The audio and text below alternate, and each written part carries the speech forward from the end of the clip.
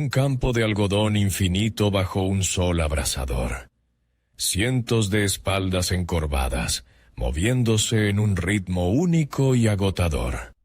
Y al borde de este mar viviente, inmóvil como una estatua, un solo hombre a caballo. Cientos contra uno. Físicamente podrían haberlo hecho polvo en un minuto. Entonces, ¿en qué consistía su poder? ¿Acaso residía solo en el látigo que sostenía en su mano? Eso es un mito de Hollywood. La violencia física era solo el último y más burdo de los argumentos. El verdadero poder se ocultaba en un sistema invisible. En el código del capataz, que fue diseñado no para quebrar cuerpos, sino la voluntad misma. Su fuerza no residía en el grito, sino en el silencio. En el látigo enrollado en la silla de montar, una serpiente negra, cuya promesa, silenciosa de dolor, flotaba en el aire sofocante, más pesada que el olor del algodón. Este sistema de control se construyó sobre dos paradojas impactantes. La primera, ¿por qué los esclavos en las pequeñas granjas, las llamadas paternalistas, donde los amos mostraban una apariencia de cuidado, sufrían de depresión clínica con mucha más frecuencia que en las gigantescas plantaciones impersonales con una crueldad abierta y diaria? La respuesta a esta pregunta la revelaremos en la 7ª sección. Y la segunda, aún más ilógica. ¿Por qué razón el sistema creaba deliberadamente capataces negros de entre los mismos esclavos, dándoles poder y armas? Esto, en apariencia, debería haber provocado inevitablemente una rebelión desde dentro. La solución le espera en el clímax de nuestra investigación. Estas dos preguntas no son una casualidad. Son elementos clave del código que vamos a descifrar. Al final de este documental, usted tendrá acceso al arsenal de 7 herramientas psicológicas concretas que constituían el código del capataz. Es un conjunto de técnicas letales. El condicionamiento, la arquitectura del miedo, el vacío informativo. Verá que la esclavitud no se sostenía con cadenas para el cuerpo, sino con cadenas invisibles para la mente. Fue la historia de una sofisticada guerra psicológica. Y lo más inquietante, estos mecanismos de poder y manipulación no han quedado en el pasado. Siguen funcionando hoy, simplemente en otras formas. Hasta un 30% de los africanos recién llegados no sobrevivían al proceso de entrenamiento inicial. Es una tasa de mortalidad comparable a las más crueles epidemias de peste en la Europa medieval. En solo unos segundos analizaremos esta primera y más despiadada herramienta, el condicionamiento. ¿Por qué los terratenientes gastaban enormes sumas de dinero y tiempo en llevar a los africanos recién llegados a islas de entrenamiento en el Caribe? ¿Por qué no llevarlos directamente a Estados Unidos y empezar a obtener beneficios?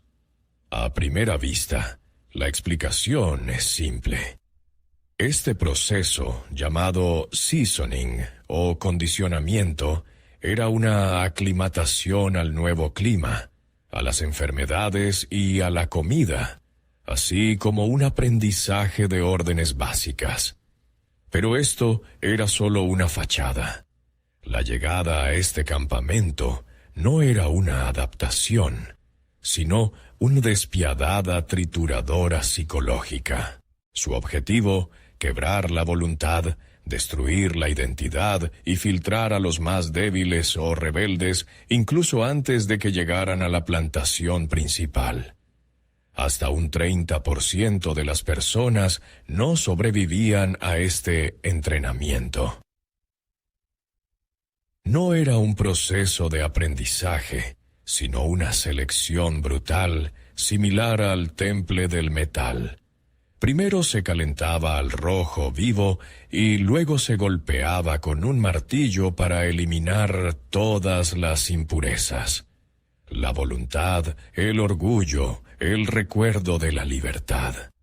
La supervivencia física era solo el primer paso.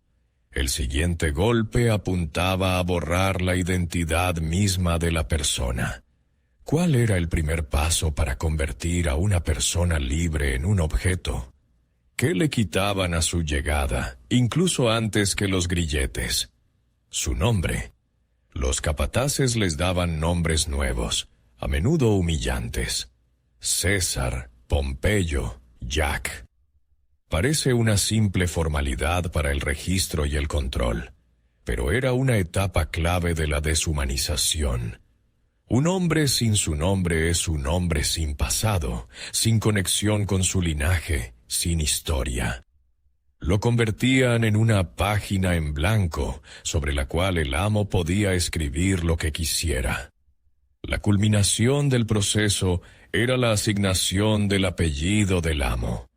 Era la marca de propiedad que consolidaba legal y psicológicamente su estatus de objeto. En los libros de la plantación, esto se registraba con una frialdad burocrática. Un hombre, edad aproximada 20 años, nombre Toby, se le asigna el apellido Carver. La persona se convertía oficialmente en inventario. Privado de su nombre, el sistema se ocupaba de su lengua para aislarlo por completo. ¿Cómo se podía obligar a miles de personas que hablaban decenas de idiomas diferentes a callar y adoptar la lengua del opresor? La lógica sugiere, por conveniencia. Era más fácil para los capataces dar órdenes en un solo idioma. Pero el verdadero objetivo era mucho más profundo. La lengua es portadora de cultura, historias, canciones, creencias. Al destruir la lengua, el sistema borraba el código cultural, privando a la gente de un pilar común. Los terratenientes mezclaban deliberadamente a esclavos de diferentes tribus y grupos lingüísticos. Esto creaba una torre de Babel de impotencia, donde la única forma de comunicación se convertía en un inglés rudimentario.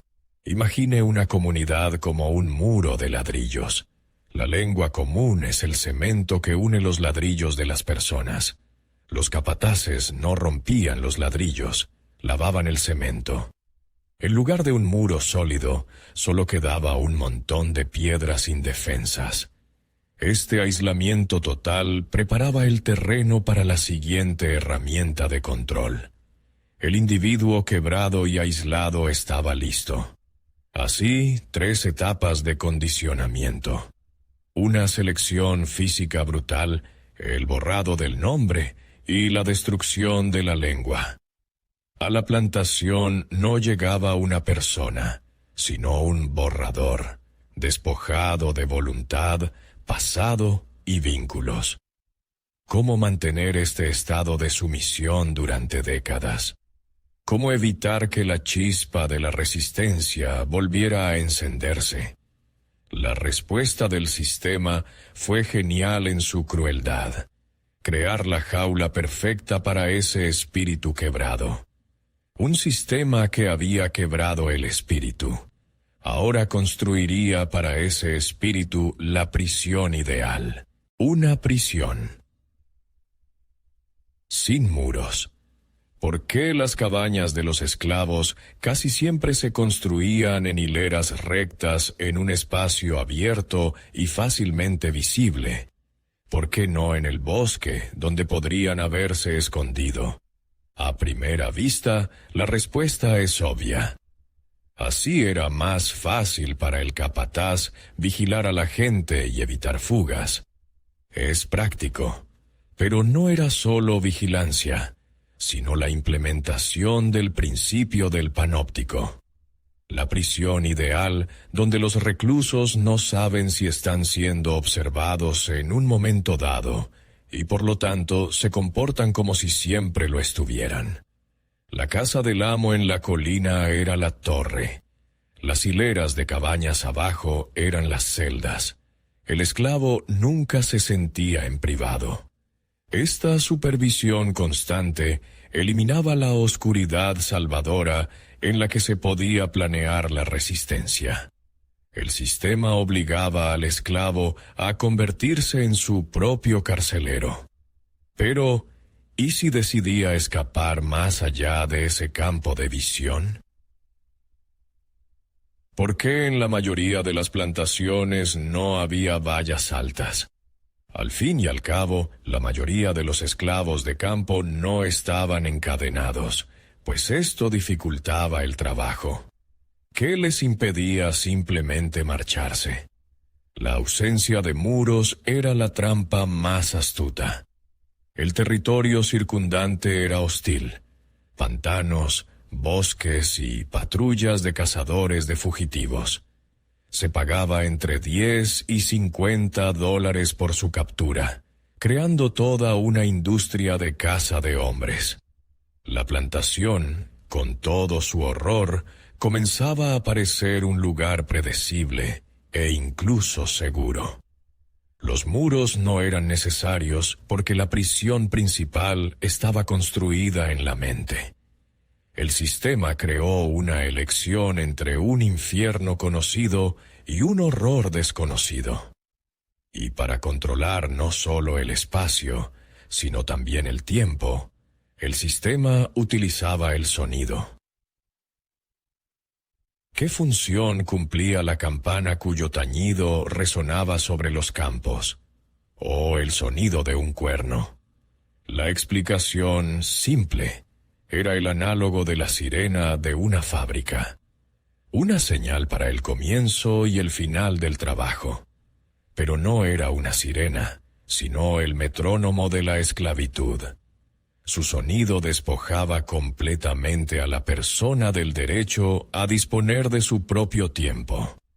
Decidía cuándo te despertabas, cuándo comías y cuándo te acostabas. El día del esclavo no estaba pautado por horas, sino por sonidos. El primer cuerno antes del amanecer, el segundo para salir al campo, la campana para el almuerzo, el cuerno para el fin del trabajo después del atardecer. 14, 16 horas de tiempo ajeno. Ese sonido era un recordatorio constante de poder que penetraba en la conciencia. Habiendo controlado el espacio y el tiempo, al sistema solo le quedaba apoderarse de lo último, la información. La arquitectura del control estaba completa. El espacio abierto se convertía en un panóptico. La ausencia de muros se transformaba en una trampa psicológica. Y el sonido subyugaba el tiempo. El cuerpo del esclavo estaba completamente encerrado. Pero, ¿y la mente? ¿Qué pasaría si se enterara de rebeliones en otras plantaciones? ¿O de que en el norte había gente libre? Para evitarlo, el sistema debía construir otro muro. Uno invisible, uno informativo. Mientras el cuerpo estaba encerrado en una prisión sin muros, la mente debía ser encerrada en una prisión sin ideas. La siguiente herramienta del código estaba dirigida precisamente a eso. ¿Por qué en muchos estados del sur enseñar a leer a un esclavo se consideraba un delito más grave que mutilarlo físicamente? La respuesta parece obvia. Un esclavo alfabetizado podía falsificar un pase para escapar o leer sobre los abolicionistas en un periódico. Era una amenaza directa a la seguridad. Pero no era una simple precaución, sino una política de Estado consolidada en leyes contra la alfabetización.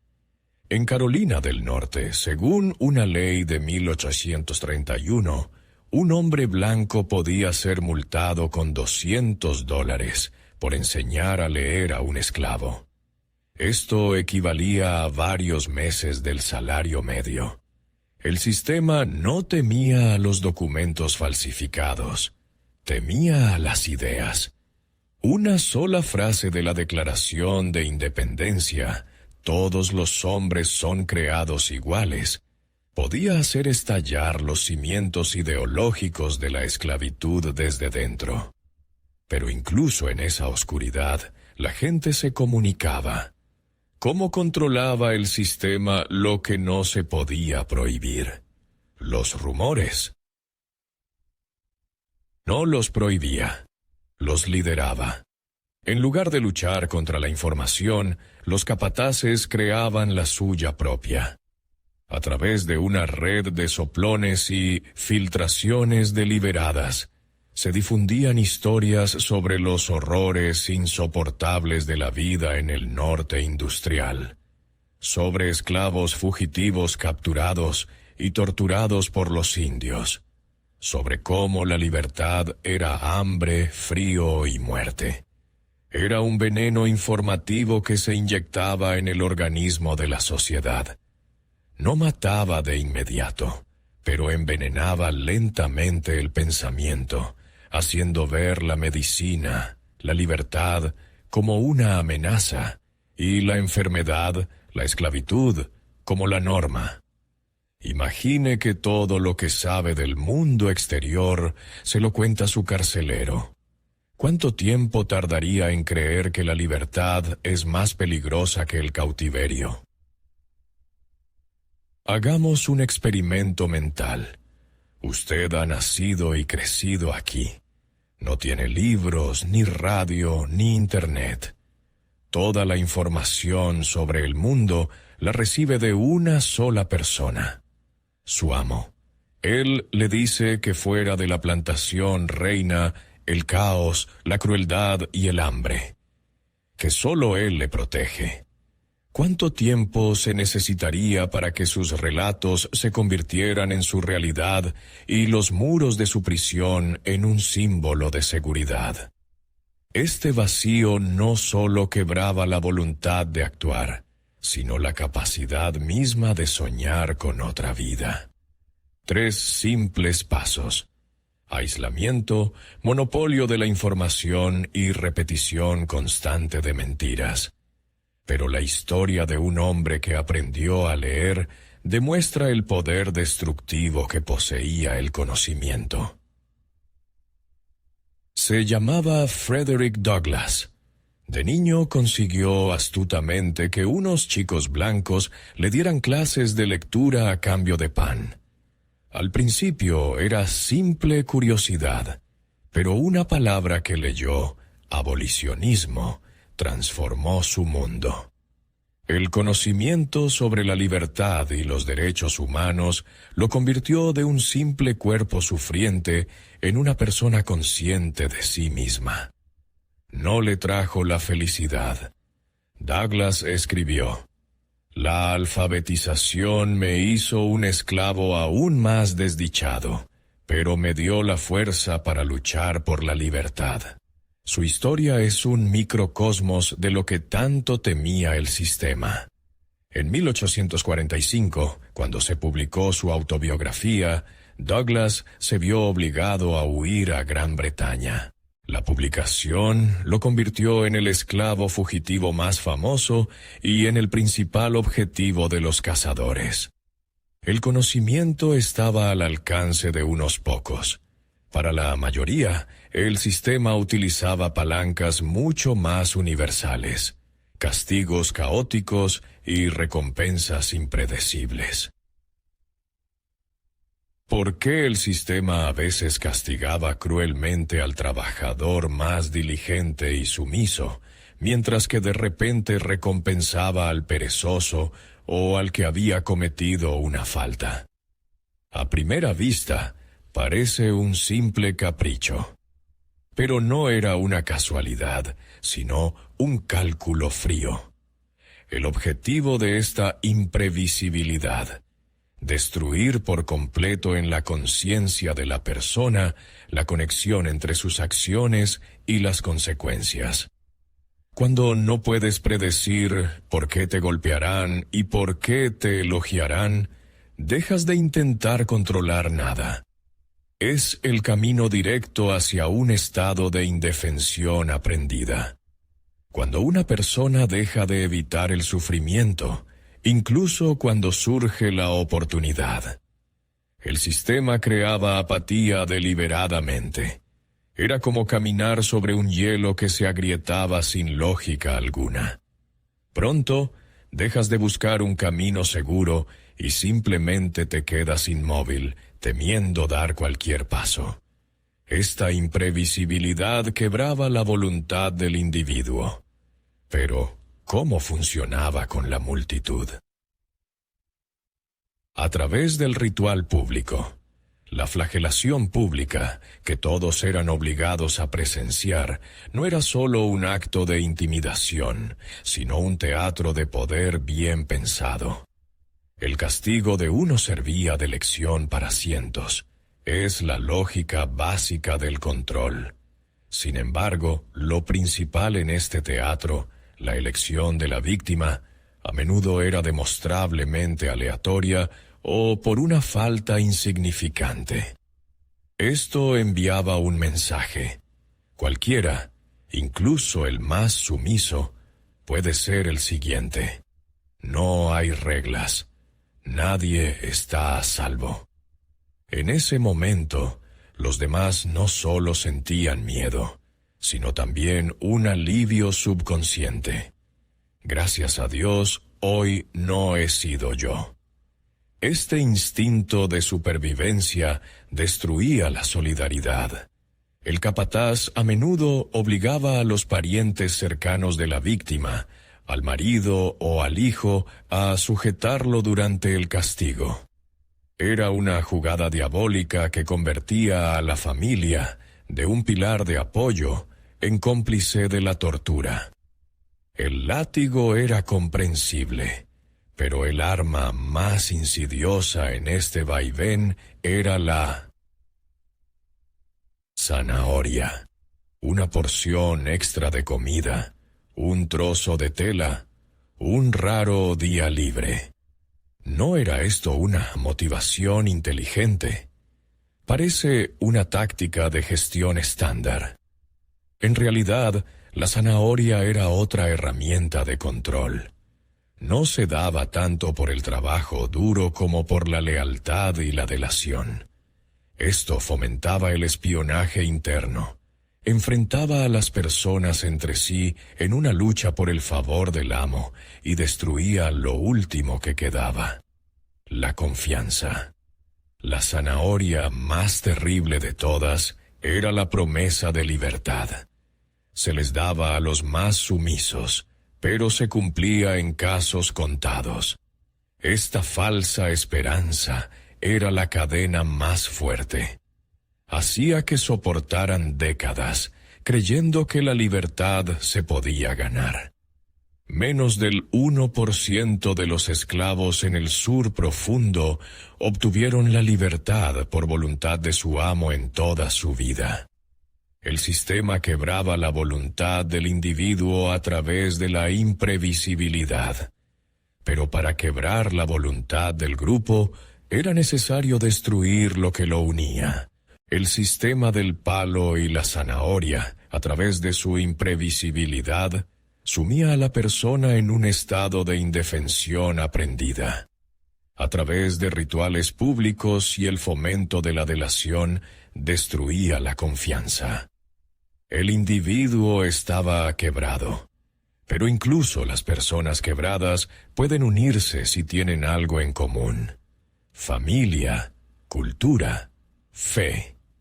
Para evitarlo, el siguiente golpe del código del capataz se dirigió a los fundamentos mismos de la sociedad humana.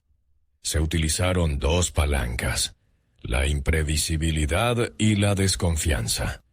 Ahora el sistema pasaba a la siguiente etapa: La siguiente herramienta fue quizás la más inhumana, ya que no estaba dirigida al esclavo trabajador, sino al esclavo persona, al esposo, a la esposa, al padre y al hijo.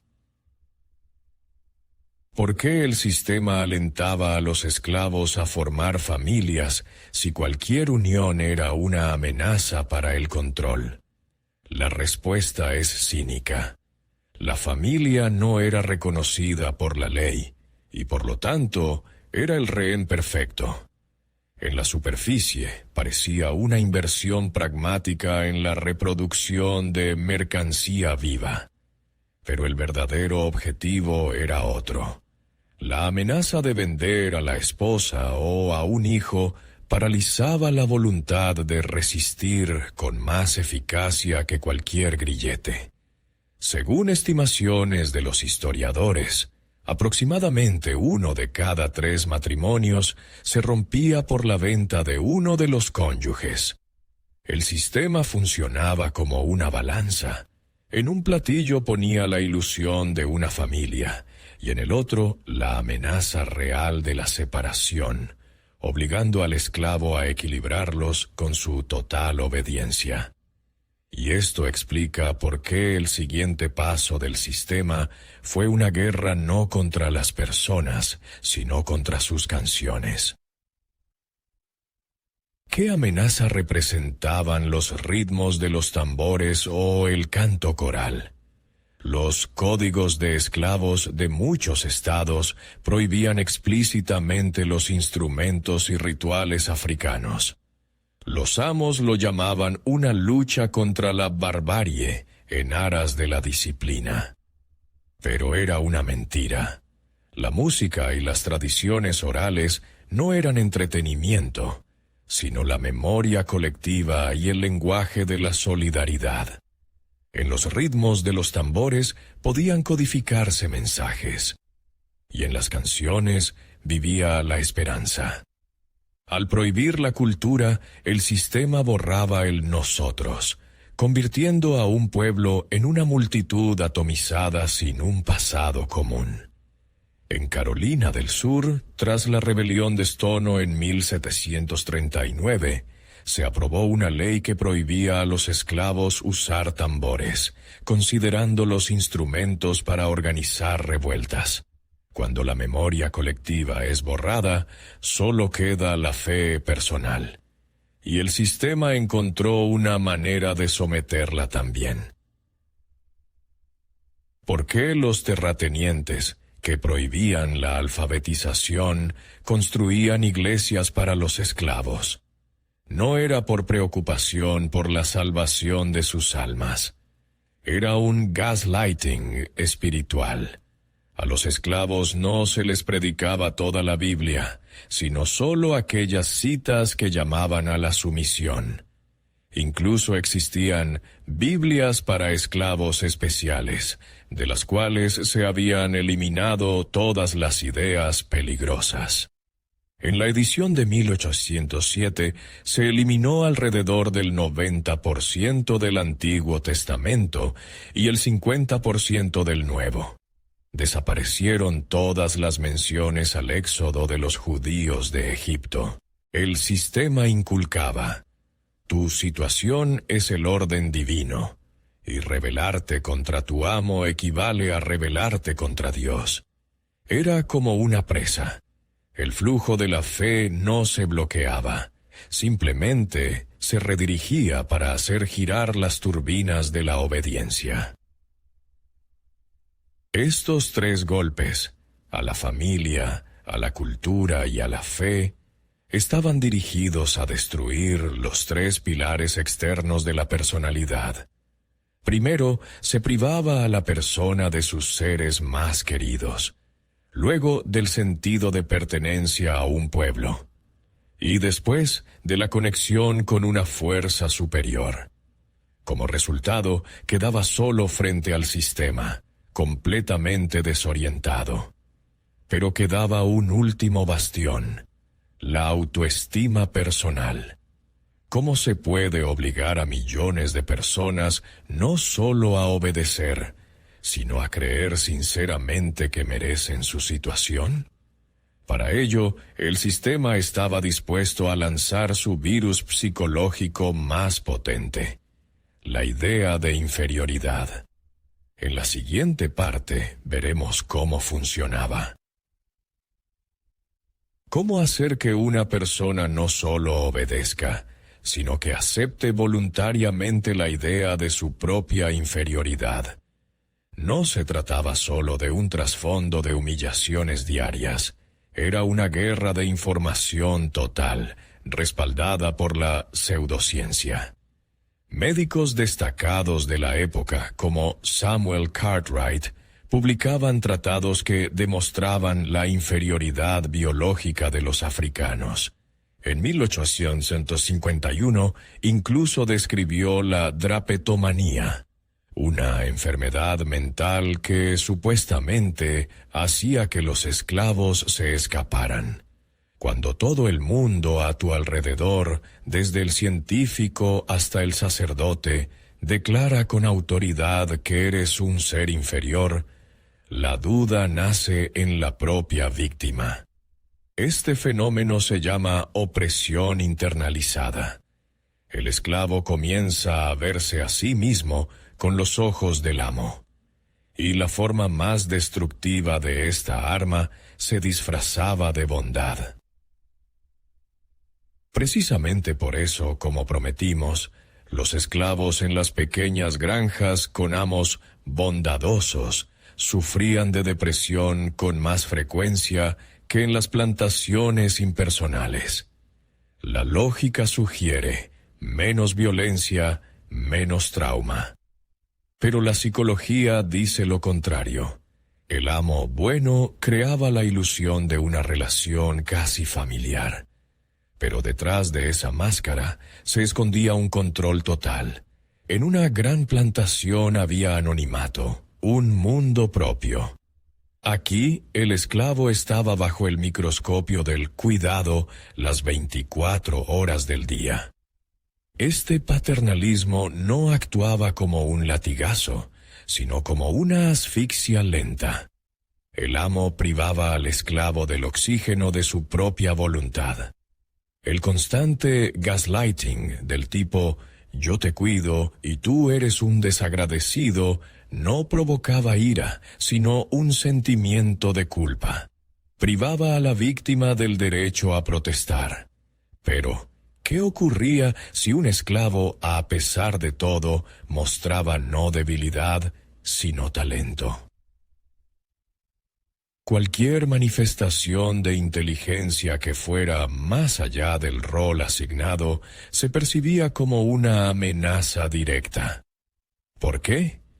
Porque cada esclavo talentoso era una refutación viviente de toda la ideología de la esclavitud. Destruía el mito de la inferioridad natural. Por lo tanto, esa inteligencia debía ser ocultada o castigada. Si un esclavo inventor creaba un dispositivo útil, su invención era simplemente apropiada por su amo. Por ley, un esclavo no podía obtener una patente, ya que no era considerado una persona. En la decisión de la Corte Suprema de los Estados Unidos, en el caso Oscar Stewart vs. Ned en 1868, se dictaminó explícitamente: un inventor esclavo no puede poseer propiedad intelectual. El sistema estaba dispuesto a todo para preservar su mito. El gaslighting y la inculcación de la inferioridad estaban dirigidos a quebrar a la persona desde dentro, a hacerla aceptar voluntariamente su jaula. Era un intento de crear el esclavo ideal, que es su propio capataz. Pero incluso en esta atmósfera, en las personas quedaba una chispa de solidaridad, una confianza secreta entre ellos. Era este último vínculo la principal amenaza para el sistema. Para destruirlo, se ideó la séptima y culminante herramienta del código: La siguiente sección, el clímax de nuestra investigación. Revelaremos el mecanismo más insidioso del sistema: la creación de un Judas en sus propias filas. ¿Qué llevó a los calculadores terratenientes a dar poder y armas a los esclavos? Esta es la paradoja central de todo el sistema. La respuesta más simple: economía. Un capataz negro era más barato. No se le pagaba un salario, bastaba con darle mejor comida y ropa. Pero no era economía, sino la forma más elevada de guerra psicológica. El sistema creaba deliberadamente un conflicto de los nuestros contra los nuestros, desviando el foco de la ira del amo blanco al traidor negro. El objetivo principal, la destrucción total de la confianza. El sistema no actuaba como un leñador, sino como un parásito que penetra bajo la corteza. El capataz negro era ese parásito que destruía el árbol de la solidaridad desde dentro. Y para demostrar su lealtad, se veían obligados a convertirse en monstruos. ¿Quiénes eran estas personas? ¿Sádicos natos o el propio sistema los convertía en monstruos? Se podría suponer que eran meros ejecutores, atrapados entre la espada y la pared. Sin embargo, los testimonios de antiguos esclavos pintan un cuadro diferente. Muy a menudo, los capataces negros superaban en crueldad a los blancos.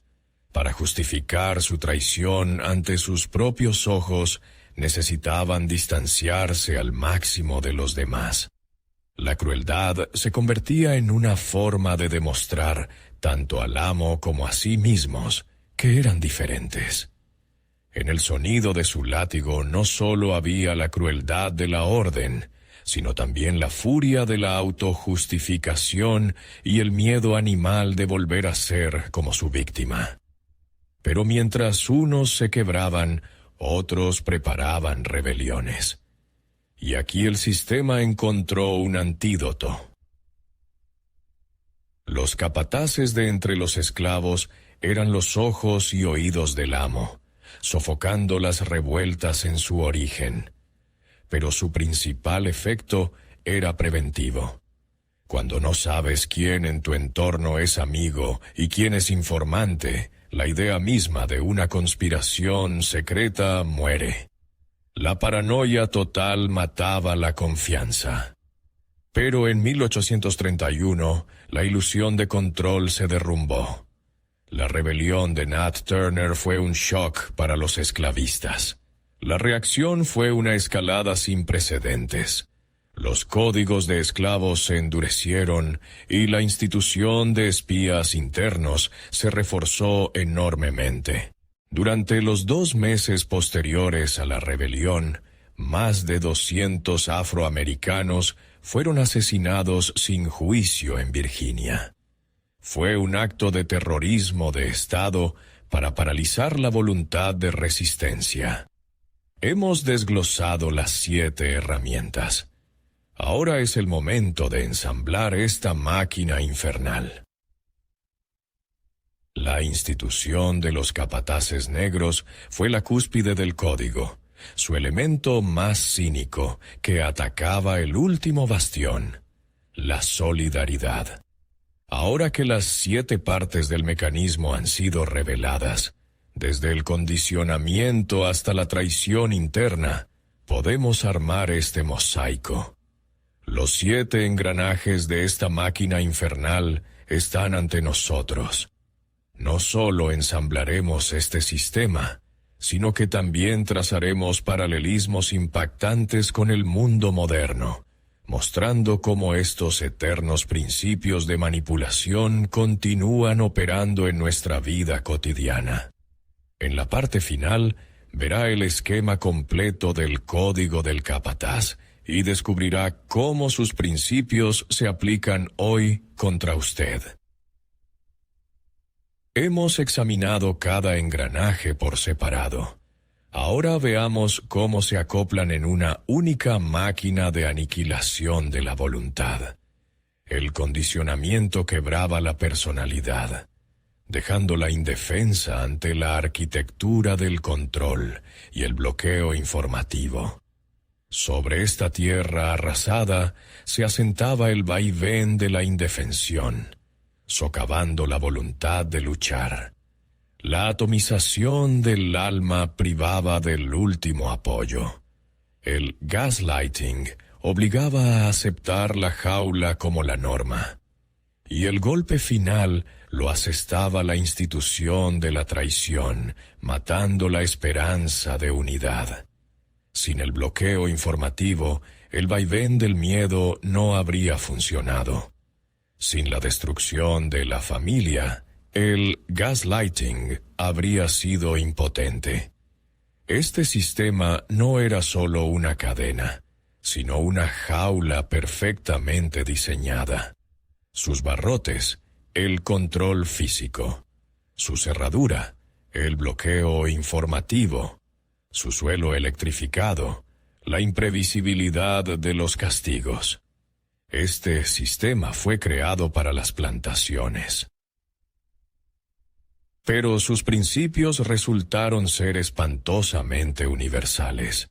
Esto no es equiparar las instituciones modernas con la esclavitud. Es un análisis de patrones universales de poder para aprender a reconocerlos. Consideremos solo 3 de estos ecos. La arquitectura del control son las modernas oficinas de espacio abierto, donde cada empleado está constantemente a la vista del gerente.